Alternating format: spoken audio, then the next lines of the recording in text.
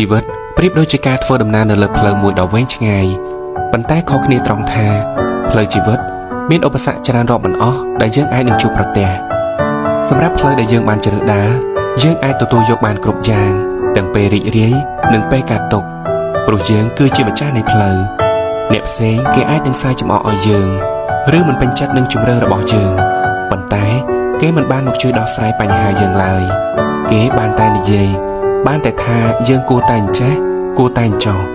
តែពេលនិយាយហត់ពួកគេក៏ស្ងាត់ការតស៊ូពុះពៀជំនះនឹងបញ្ហានៅក្នុងជីវិតពិតជាលំបាកណាស់ទៅហើយដូច្នេះកុំយកសម្ដីមិនល្អរបស់អ្នកដទៃមកទុកដាក់ក្នុងចិត្តច្រើនពេកព្រោះវានឹងកាន់តែធ្វើឲ្យយើងអស់កម្លាំងចិត្តក្នុងការប្រឹងប្រែងបន្តទៅមុខទៀតរស់មកដល់វ័យប៉ុណ្ណេះក៏ល្មមឲ្យយើងចេះបដិសេធអ្វីដែលមិនល្អ